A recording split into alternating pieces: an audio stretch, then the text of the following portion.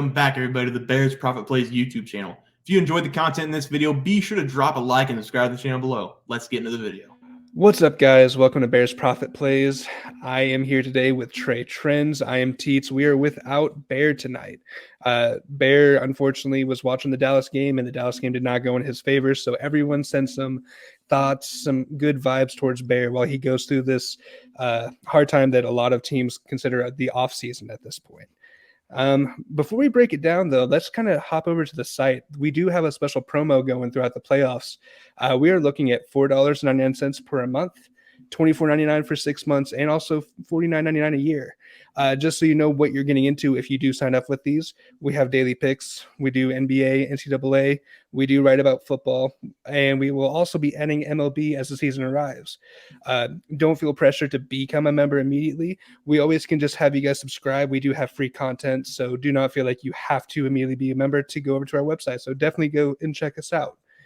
And just so you know where we are at, we are winning 65% of our free plays in our member picks. All right, let's kind of get down into how we're doing. As you can see, we are 2-0, and we're pending on Jesse. Trey, go ahead and tell us how you did. Yeah, I had the Clippers plus 1.5 against the Mavericks today. That was a win. Shout out Kawhi. Dropped 30 on him. And I said in the video, as long as the Clippers keep Luka around 30 points, then I like the Clippers' chances. Luka scored 29. Clippers ended up winning by 14. Was not a sweat at all.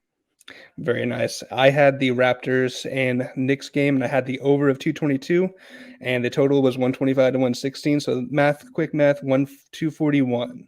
241 points scored in that game, so that was not a sweat at all.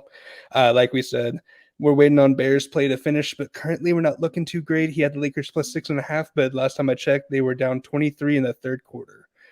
All right, I know. Go James got to step it up a little bit.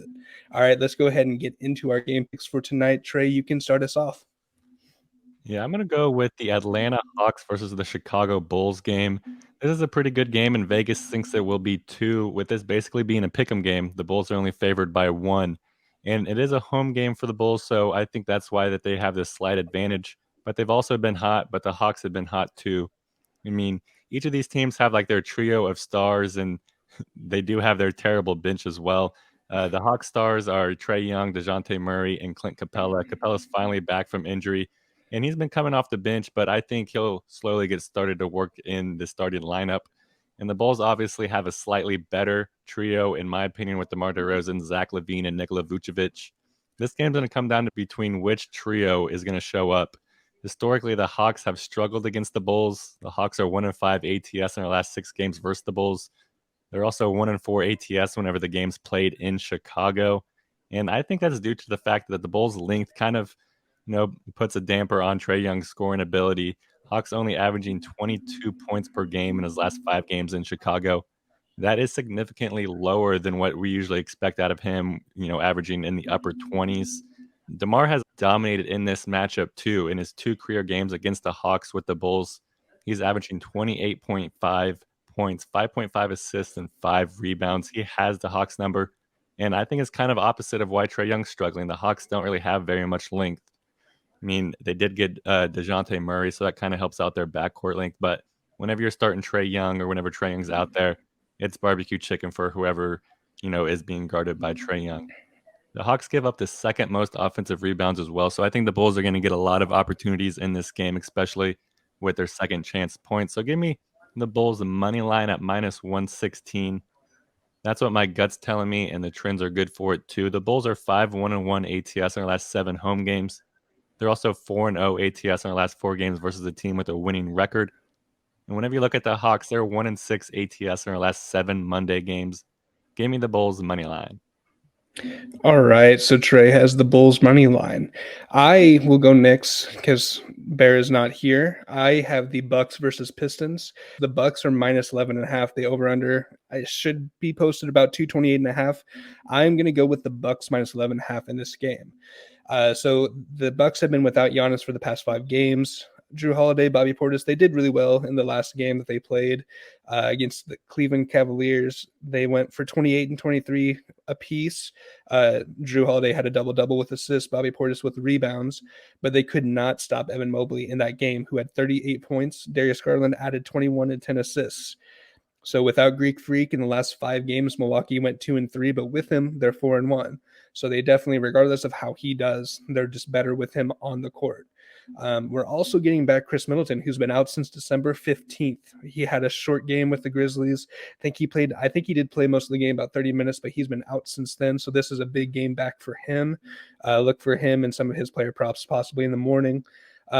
In the stretch of the 4-1, though, kind of focusing on Giannis, he averaged 24 points, 6 assists, and 12 rebounds. Again, his points were kind of all over the place, but assists and rebounds he's still very dominant with. Also, Detroit is 3-7 in the last 10 games they've played.